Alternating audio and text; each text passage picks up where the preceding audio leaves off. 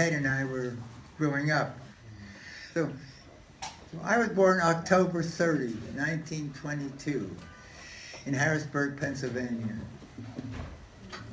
John Adams was also born on that date, same date, October 30. But of course, he preceded me by 200 years. Because of that, and because he had more political goals than I, we never had much of a relationship.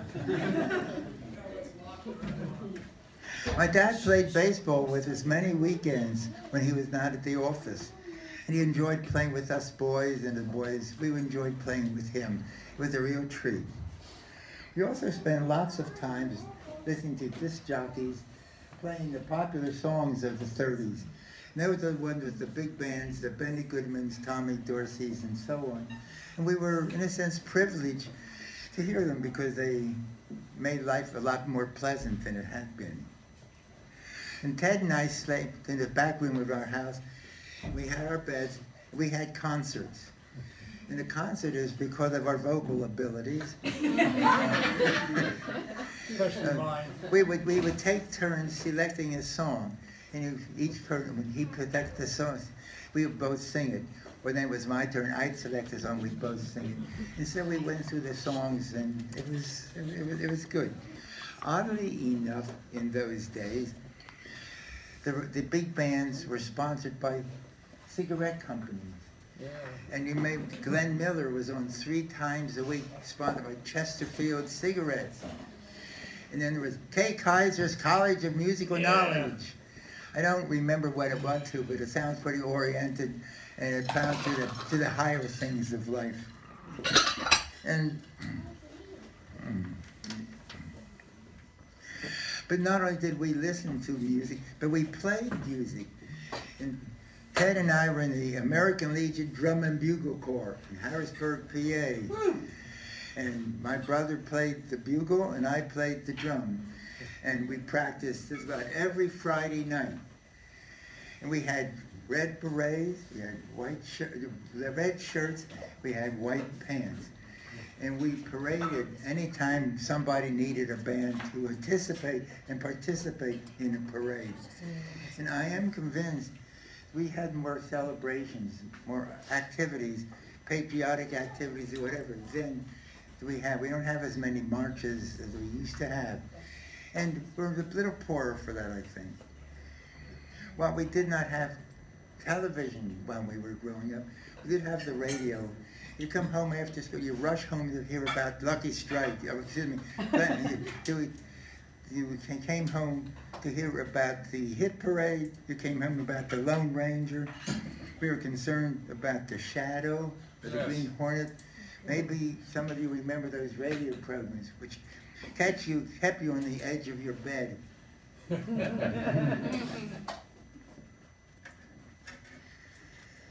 A common feature of life in those days, we did a lot of hiking. And I was very prone to acquiring poison ivy. Oh. And one time I had an extreme case. No matter what, nothing worked. I was even more irritable than usual. And it was very uncomfortable. And finally my dad could take it no longer. He went to somebody who went to somebody who went to somebody who went to somebody who identified a witch doctor.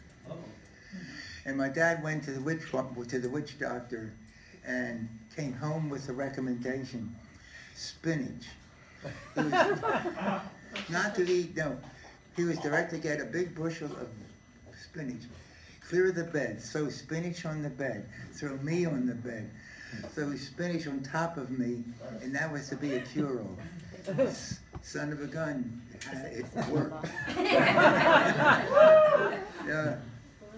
Yeah, that was. In 4th grade, I sang in the boys' chorus. And one of the songs we sang was Men of Harlech.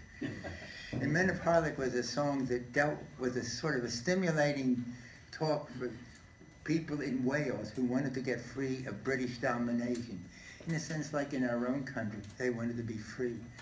And It went something like this. Men of Harlech, in the hollow, do you hear like Russian bullets? Wave on wave, the surging follow, battle's distant sound. 'Tis the sound of Saxon stonemen, Saxon spearmen, Saxon bowmen. Be they knight and hind or lowman, they shall bite the ground. Yeah. You can see why that was so stimulating.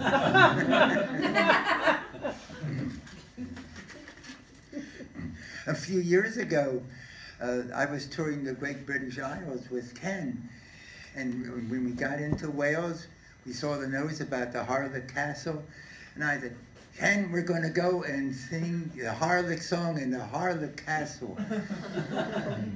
And so I did. And it went just the same, and it went like I showed, but I don't see any claims for an encore, so I would just, I'll just let it be known that we sang that song, and I sang.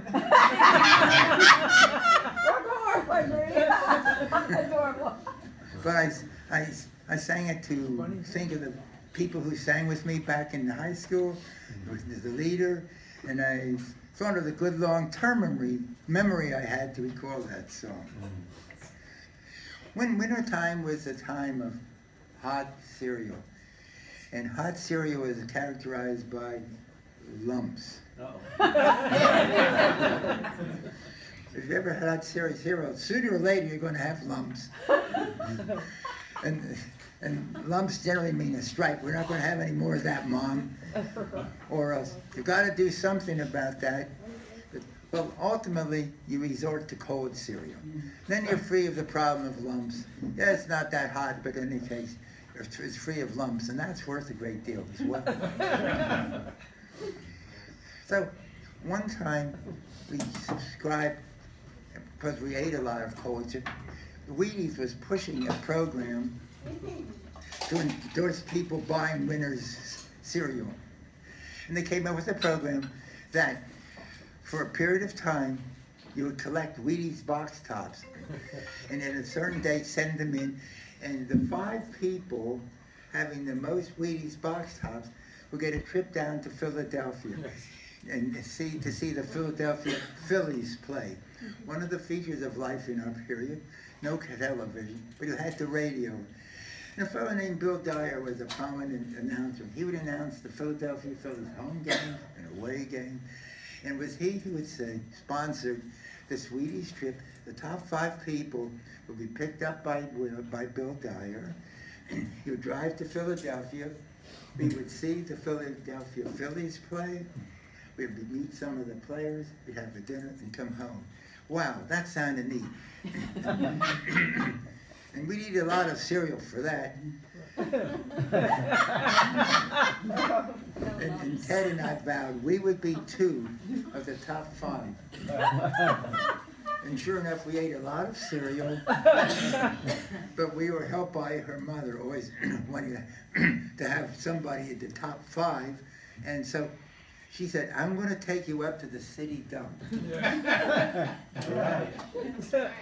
And I'm going to leave you there for an hour or 2. And go and collect as many hot Wheaties box tops as you can. And sure enough, her 2 kids were 2 of the 5, and we got to qualify for going to the game. So we could hardly wait, but ultimately, it's a big game. Bill Dyer picked us up at our house, drove us to Philadelphia. But he drove us in the pouring rain.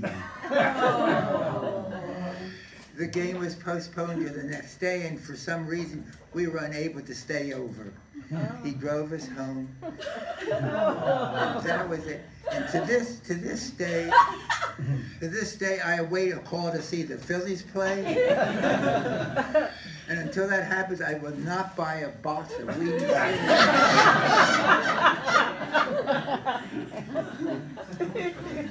No.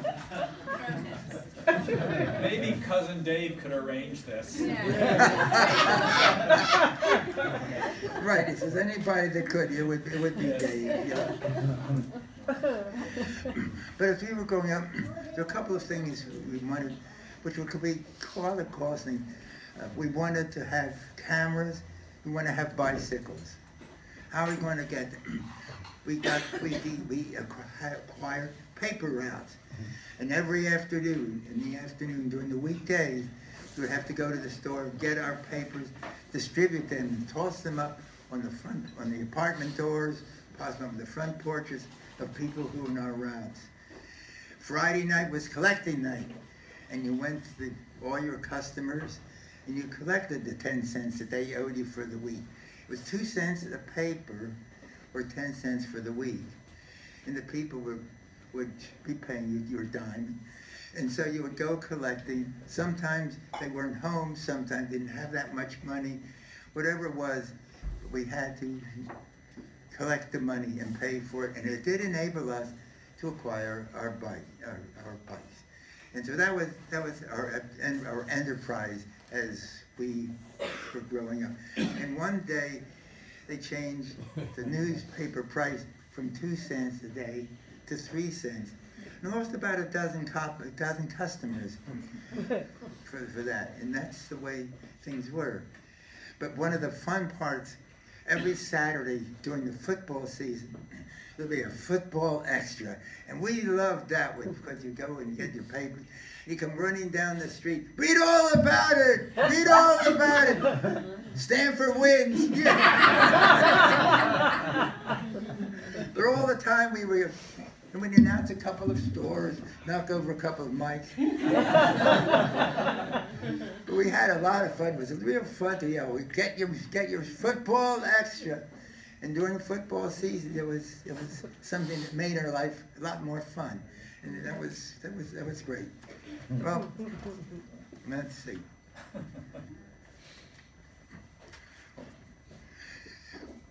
As I was growing up, after a while, after about 3.5 years, my parents presented me with a younger brother.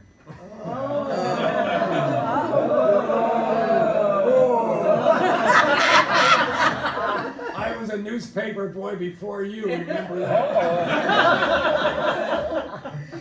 No, look, when you were little, I could beat you up. I could do it now, too. You could run away faster.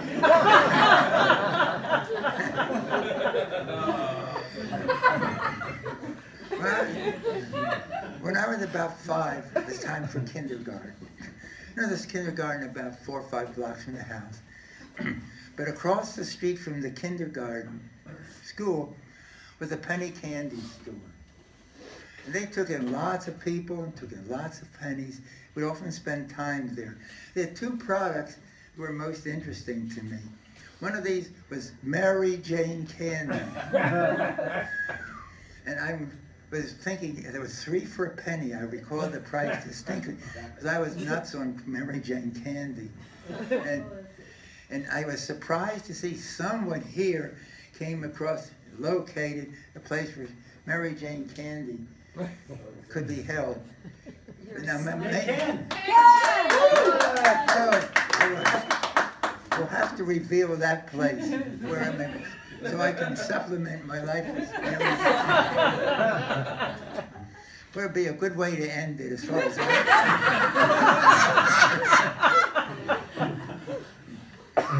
any case, besides Mary Jane, and I think an explanation for longevity might be coming up. But they also had packages which had a slab of gum and a card. And the card often had pictures of baseball players on one side. On the opposite side, there would be an article or a writing which would indicate which team he was on, his batting average, and his minor league career, and so on. Or there also were cards which had presidents. They had a picture of a president. On the opposite side, there were a write-up of his politics, his administration, years, accomplishments, and so on.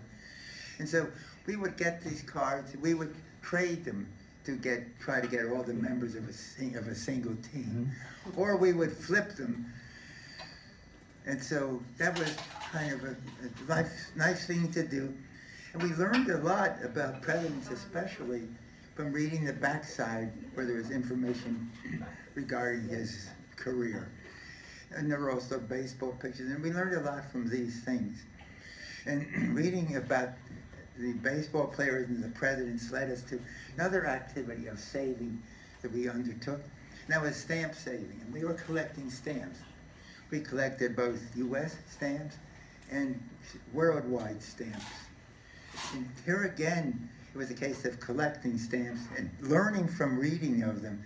And I remember a Bolivian stamp where it said Bolivia, and then had a picture of a man and said Bolivar. Oh yeah, that's Simon Bolivar. He was the liberator of many South American countries from the Spanish rule. And here again, we would trade stamps, belong to stamp clubs, and exchange stamps, get a stamp, collecting merit badge. And you learned a lot, again, from collecting stamps and collecting. Well, Harrisburg had two high schools, a William Penn High School named for William Penn, and then there's John Harris, named for an Indian trader.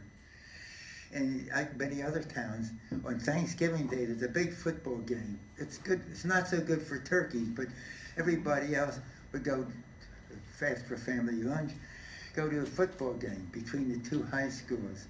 And then in the evening, there was the touchdown toddle. And the touchdown toddle was a big dance where the students, football players, everybody attended. And it was in a big ballroom, and there were, again, people from both schools attending. As far as I know, there was never any conflict or battle or fight between any of the people, even though during the football games, they went hard at it and were pretty intense. Well, finally, I finished high school. And then it was on, what about college? Well, college wasn't so easy to come to, the money for it, but many colleges offered scholarship exams. And I and many of the fellows in my class would go to a number of the schools and take tests, sort of like an SAT. And I managed to win a test to win a scholarship. It's a small college called Lebanon Valley College, which is located in Annville, Pennsylvania, about 10 miles from Harrisburg.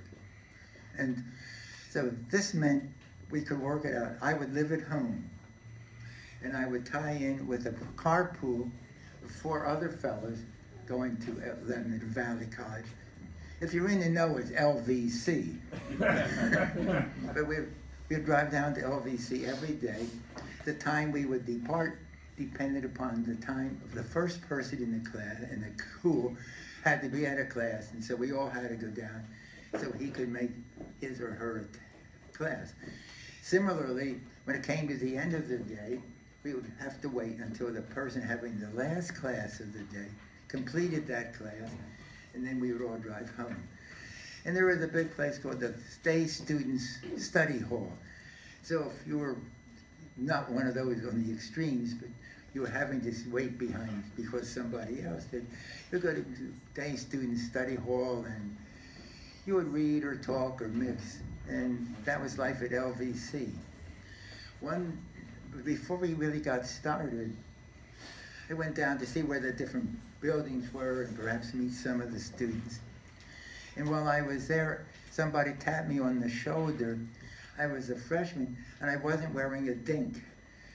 A dink, a little green hat, looks like a kippah. But freshmen were supposed to do that. Also, and I didn't have one, and I was caught talking to a girl, which was, again, a no-no. But I never knew what the rules were. You know, there's always someone who doesn't get the message. You make your own rules, Pop. And so, as a punishment, I was to participate in the Shakespeare classic, the balcony scene with Romeo and with Juliet. And somebody picked out a person to whom I was to go through the motions with. was a big WOC, big woman on campus.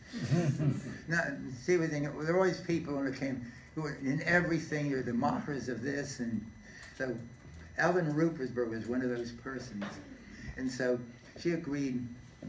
So one favorable day, out in the front of everybody, we were to enact the scene, and so the scene in the literature is always just so beautiful. And it starts off with Romeo, Juliet. Romeo, Romeo, wherefore art thou, Romeo? And Romeo responds when he sees Juliet, said, what light through yonder window breaks? It is the east, and Juliet is the sun. Arise, fair sun, and kill the envious moon. Now, if that doesn't get you, and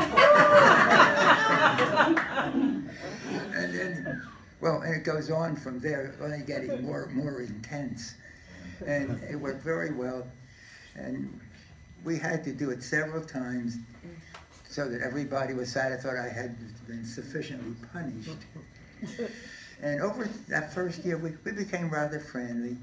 And one day, some of her friends, because she was a senior, one of her friends came, if you would invite Ellen to the junior prom, she would go with me. If I were to ask Ellen Rupersberg to go with me, well, I tracked her down, and it didn't take very long.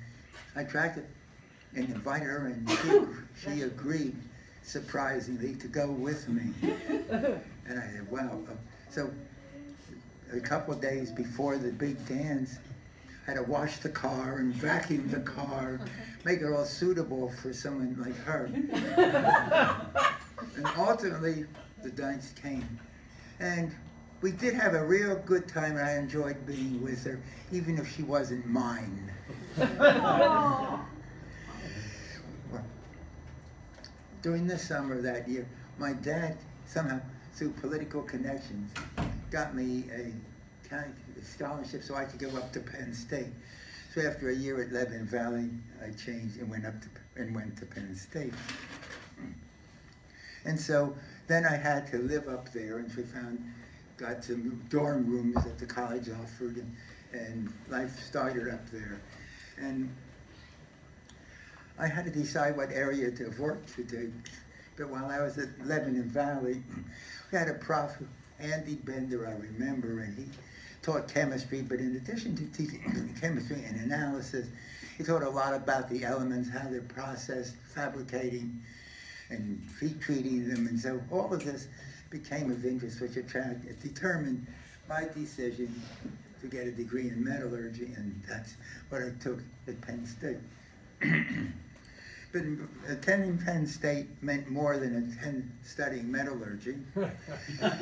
And Hillel used to sponsor Saturday night dinners and then dances, and that's where I met a young woman who danced really well, a very pretty girl. Her name was Helen Blanker, and she was from Newark, New Jersey, and dancing with her was really a pleasure. So I tried to repeat the experience a number of times. Now, the dorms at Penn State had some special thing, a special region for freshmen, and she was a freshman.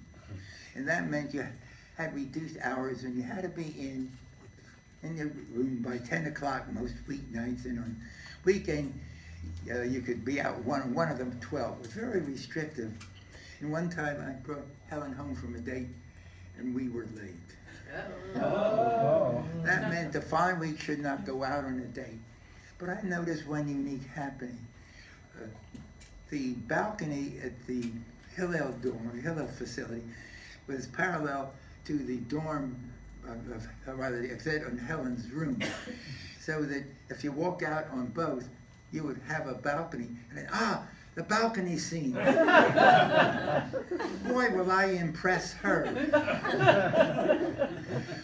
And so I explained that to Helen, and she agreed to go along, of course. What's to lose? And so we did reenact it, but I did it professionally because I didn't know what hand at this by now. Well, I was in my sophomore year then at Penn State. The Japanese bombed Pearl Harbor. And I remember talking to people, how could that little country attack a big country like ours? We'll wipe them off a map in 30 minutes. Well, you know, it took us 4 years. But in any case, it was such an astounding thing to me. Nevertheless, after time, it was because of my age, I had to register for the draft. And then since I was studying metallurgy, I was deferred. This was because it assumed somewhere that after I graduated, I would be able to make a contribution to the war effort. So I was at Penn State during the war years. Then when I graduated, I went to work at Corning Glass Works in Corning, New York. And then I got a notice. I was drafted. I said, how can they draft me?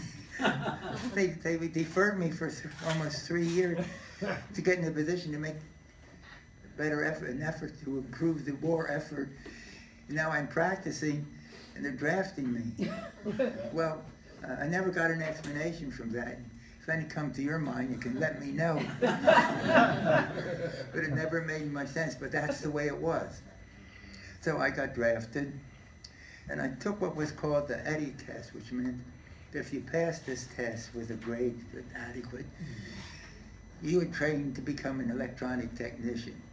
I took the test and I qualified, and so I spent a year training. This was training so that we would be on the ship and monitor, and if there were a problem with the sonar or radar or any of the electronic equipment, I was to be called upon to fix it. And so we spent a year traveling, touring to learn all of these. So I spent time in Michigan City, Indiana, spent 3 months in Houston, and spent a year at Chicago at Navy Pier. Ultimately, the time came I graduated, and so, oh yeah. Then after I came back from home in Liberty, I was in Treasure Island awaiting assignment. But Treasure Island, while you were waiting, every night they had 2 movies you could, while you were awaiting your assignment to a ship. And I remember one night I went to see the State Fair. Many of you may remember that movie. It had Jean Crane singing It Might As Well Be Spring. And I liked her, and I liked the song. And so I stayed for the second showing that night. And I was thinking, well, it was a pretty good song. So when it played the second night, I went and saw 2 more times.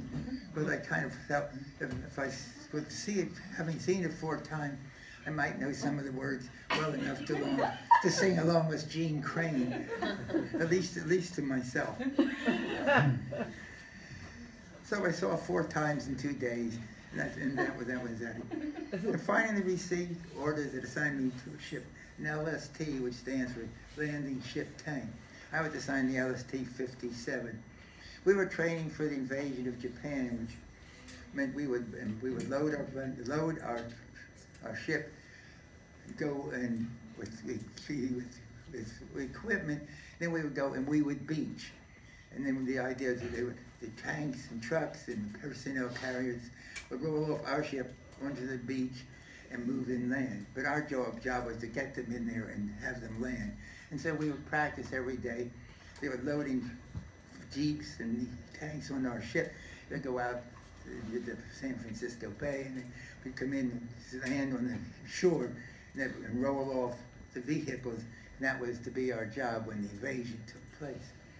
Well, as we were training, as you know, the invasion never took place. And the night I had Liberty before the war ended, I went with having a dinner with Paul Friedman, who's a relative, and you'll hear more about him from Donald. But we met at dinner, and then the announcement came about the war ending and the Japanese giving up. And so San Francisco was a terrible place that night. people kind of went wild, and there was no order. Servicemen went breaking I mean, I saw this, breaking windows of liquor stores to get the liquor out. And you never see it written up, but it was a veritable terrible scene. Ultimately, after about 3 days, order was restored.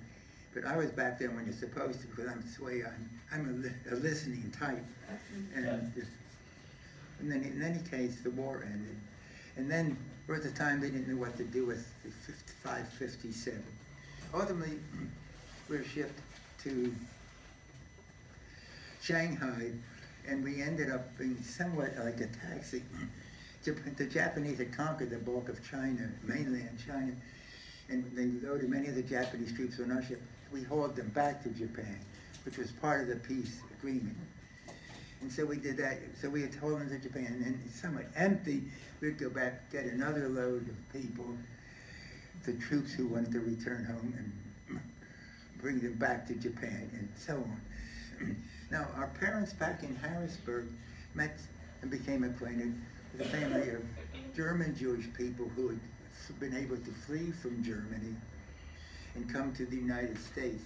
And these people who my parents met in Harrisburg had relatives in Shanghai, because we could communicate. I was still there, just taxiing.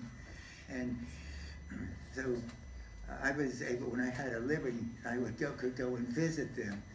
And on my ship, we had what was called ship stores.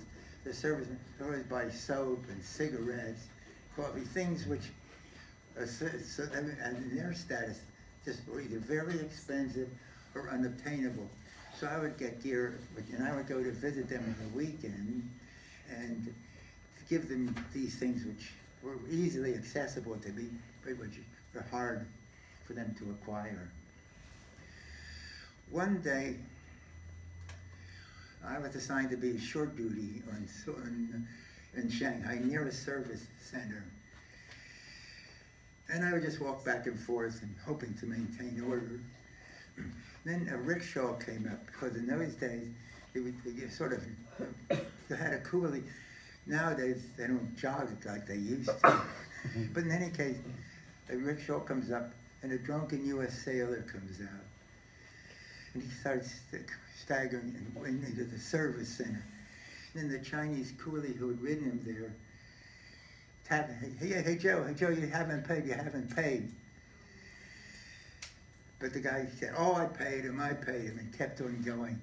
And he comes up to me. He says, he never paid, And I wasn't sure. I know instructions of what to happen if there's a dispute. And I was an American, and the sailor was an American, and I didn't want to look bad to harm an American. So I told the guy that he didn't pay me. And I paid you. I told him he paid you. He said he paid you. Get lost. and the Chinese fellow went. A few minutes later, a little Chinese man comes up to me, and he said, "You know he didn't pay, don't you?" And then he walked away, and he was right. And every Yom Kippur, when I go through the time of the service, where you make amends and think of this, we try to recount what you did wrong. I always think of that poor guy that I didn't do right by, and I messed up for him. And I always love him. I loved if I could see him. I'd like to confess my error. All I can do is try to be more generous in my gifting. But I remember that guy every year, a couple times a year. And it's one of the blots in my life of which I'm not very, very proud. Oh.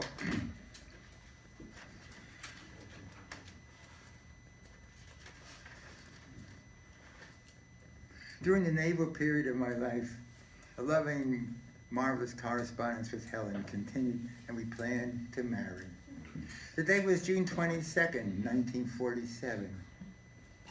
And 60 to 70 couples attended the wedding, including, of course, our parents, Ivy and Irving Rubin, my grandfather, Rabbi Samuel Friedman, Helen's sister, Ruth Jean, many of you have met, and her brother, Ted, and my brother, Ted. Helen's parents were in the tavern business. So you don't drink anything but the best when you attend a wedding of a tavern owner's daughter. We also had a photographer who took loads of pictures because they get paid by the price per picture. And we have loads of pictures in an album which I review and look over every anniversary of our date, every June. Every June we look it over. But I'm finding some of the people who are bridesmaids whose names I can't recall. And but this is something missing. You're forgetting and can't remember the number of the people's names. And I guess the number will be increasing as I start reaching old age.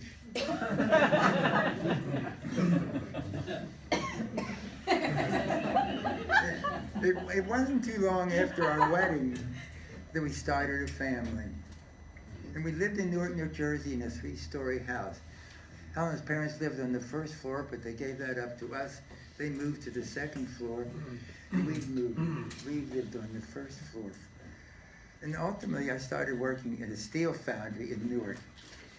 But after a time, I wanted to change. And after some correspondence and so on and so forth, I went to work in, let's say it was in Pittsburgh. We went to Pittsburgh. I started working the Naval Reactor Branch of Westinghouse. This is the group, the Rickover organization, which is responsible for designing the Nautilus, for building much bigger ships, aircraft carriers. And so we worked there for a number of years.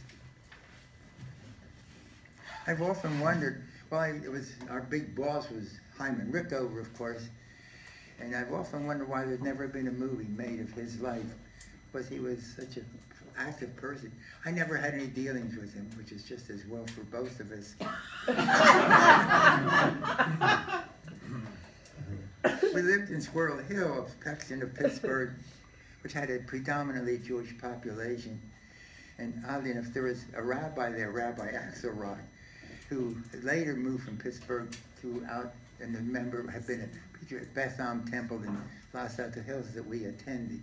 We did not attend his congregation back in Pittsburgh. In Pittsburgh, all the children took music lessons.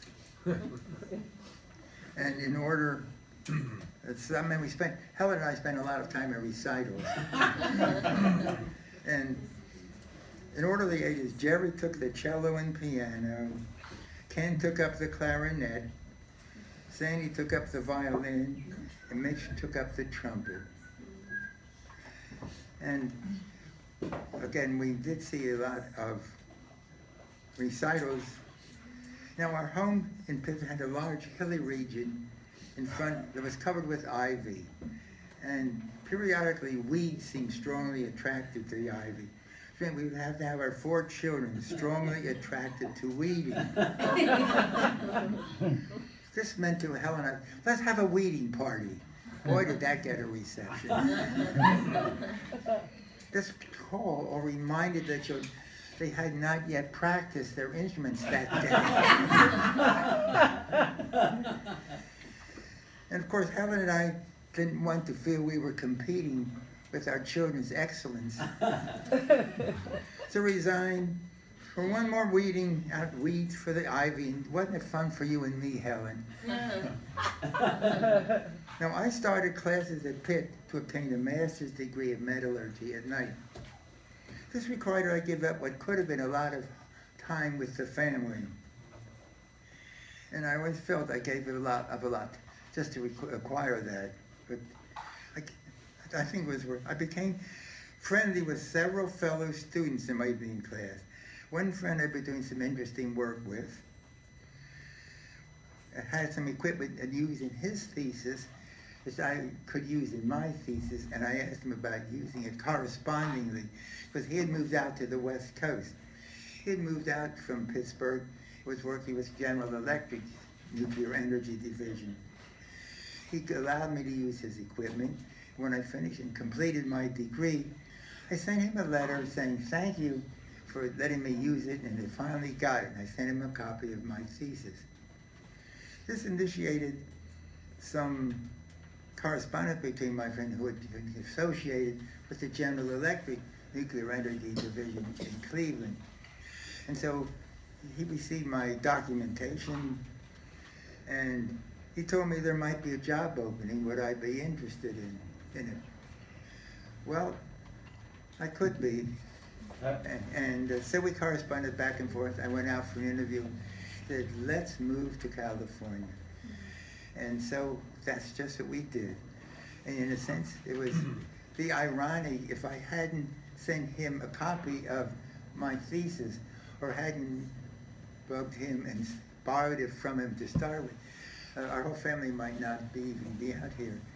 So there are often little inner happenings which may or may not at the time seem significant, but could make a big life, could be a big life change.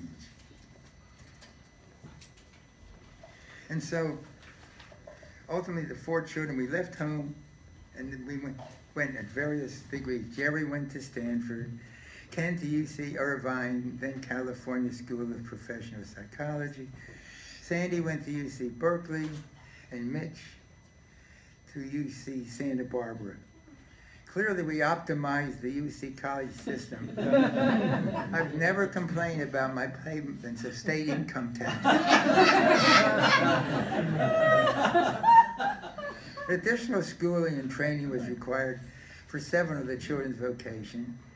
So that Jerry studied back at UC Davis for psychiatry, Sandy UC San Francisco for pediatrics, and Mitch at U of Arizona for law. Helen decided additional schooling would help her as a psychologist, and she enrolled at the California School of Professional Psychology. I got into running and began running at New Time with some fellow GE runners, then getting into some competitive races. Like the Boulder out in Colorado, we've done it quite a number of times, where my brother lives, or the San Francisco Marathon, or a couple of the Avenue of the Giants half marathons, 13 miles with 2 girls. And we spent a long time running, those 2 and I, but we didn't do too much talking, not that time. During my visits, I often go out for a jog with a camera, because we did a lot of cameras, did a lot of traveling, Helen and I. We took numerous pictures of unusual sights. And we also did traveling as a family once in a while. In 1968, when Jerry was at the Stanford campus in France, our family went to Europe to pick her up, and then we spent a month traveling around Central Europe. Helen and I went to the Volkswagen plant in Germany, where we picked up a camper, and then we all drove around for a month in Europe. Sometimes all 6 of us would sleep in the camper, and sometimes it got a little crowded. So you couldn't eat too much at dinner time. But suddenly my nearly perfect life was interrupted when Helen's sudden illness was occurring and was diagnosed as stomach cancer. A variety of treatments and medications were prescribed to ease the pain and discomfort and to hopefully resist the cancer growth. Despite her cheerfulness and joining our sing-alongs, the cancer spread and ultimately caused her death early one morning in our bed, October 7th, 2000, after 75 years of cheerful, healthful life. She always wore a distinctive Jordan-secured baseball cap while being pushed around the neighborhood. Helen and I had had many adventures before her death. One weekend, she and I decided to attend Scottish games up in Sebastopol. We got permission to stay overnight in the competitive area. We drove our station into the place so we could sleep and put down the seats and so on and get a good night's sleep. I woke up the next morning and I walked to the men's room. And coming out for the adjacent women's restroom, staggered a Scottish visitor in his kilt. "Don't go in there," he said. "They threw me out. I thought the sign said laddies."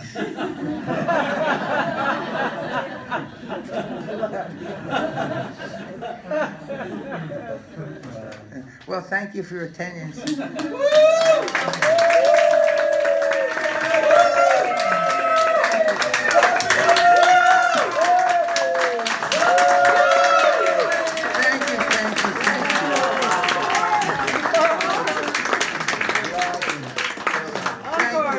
Thank you.